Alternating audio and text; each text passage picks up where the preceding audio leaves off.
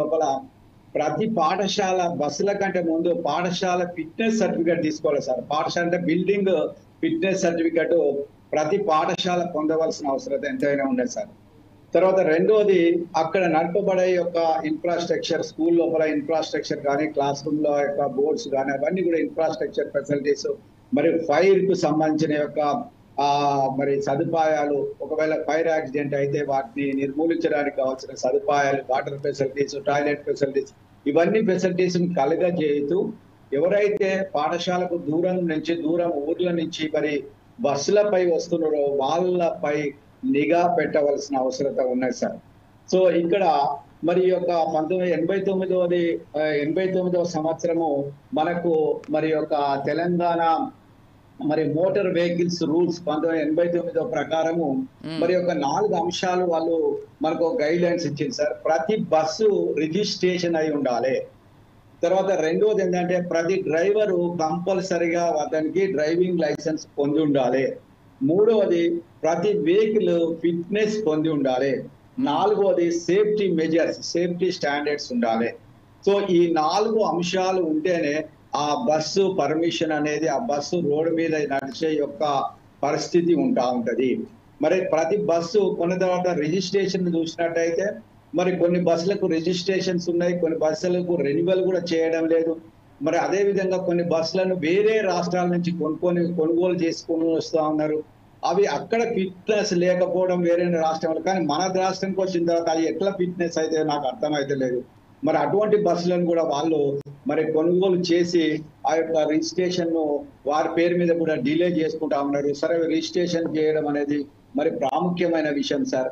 తర్వాత రెండోది driving licence. అదే ఇక్కడ నడిపే బస్సు మరి వచ్చిన తర్వాత ఆ బస్సుకు సంబంధించిన డ్రైవింగ్ లైసెన్స్ మరి ఒక హెవీ మోటార్ల లైసెన్స్ ఉండవలసిన అవసరం ఉంది. హెవీ మోటార్స్ వెహికల్ నడిపే యొక్క అర్హత కలిగిన యొక్క మరి డ్రైవర్ ఆ బస్సులను డ్రైవింగ్ చేసినట్టయితే బాగుంటది. మరి లర్నింగ్ ఉన్న వాళ్ళు కూడా బస్సులు నడపడం, మరి తర్వాత ఇంకోటి ఆర్టీసీలో కానీ వేరు వాటిలల్లో మరి డ్రైవర్స్ వాళ్ళ యొక్క పదవి విరమణ పొందిన డ్రైవర్స్ కూడా ఉండడం కూడా ఈ యొక్క యాక్సిడెంట్ కు దారితీస్తా ఉంది. కాబట్టి డ్రైవింగ్ లైసెన్స్ సక్రమం లోపల సరియైన పద్ధతిలో సరియైన వ్యక్తికి ఇవ్వడం అనేది అది మరి సరియైన విషయం. దాన్ని కూడా ఆర్టీఓ గారు వీళ్ళందరూ కూడా ఇన్స్పెక్షన్ చేసి దానికి ఫిట్నెస్ సర్టిఫికేట్స్ ఇవ్వాల్సిన అవసరం ఉంది. తర్వాత వెహికల్ ఫిట్నెస్, మరి ఇంతకుముందు మనం బిల్డింగ్ ఫిట్నెస్ ఎట్లా అనుకున్నామో వెహికల్ అది ఫిట్ గా ఉందా లేదా, అదే రోడ్డు మీద నడుస్తుందా లేదా, మరి దాని యొక్క ఏజ్ ఎంత. మన తెలంగాణ గవర్నమెంట్ ఏం చేసింది, 15 సంవత్సరాలు నిండిన ప్రతి ఒక్క వెహికల్ ను మరి సీజ్ చేయమని, దాన్ని స్క్రాప్ కింద చేయమన్నాడు. ఒకవేళ దాన్ని ఇంకొక మ్యాండేటరీ గా ఉంచుకుంటూ ఒకవేళ కనుక మీకు ఇంకా దాని యొక్క ఉపయోగం ఉన్నది అనుకుంటే మీరు చేసినట్లయితే మీరు మళ్ళీ ఫిట్నెస్ కు టెస్ట్ కి ఇచ్చినట్లయితే మళ్ళీ 5 సంవత్సరాలు మీకు మరి యొక్క అనుమతి ఇవ్వబడుతుంది. దాని యొక్క స్పెషల్ ఫీజు పెనాల్టీని కట్టి అనేది అదొక అంశం. కాబట్టి ఇట్లా ఈ సేఫ్టీ మెజర్స్, మూడోది వెహికల్ ఫిట్ గా ఉన్నదా లేదా అనేది ఆ సర్టిఫికేట్ ఆర్టీఓ వాళ్ళు క్రమంగా ఇవ్వాల్సిన అవసరం ఉంది సార్. మరి డబ్బులు తీసుకున్న మనకు ఆర్టీఓ ఆఫీసుల యొక్క పరిస్థితి తెలుసు.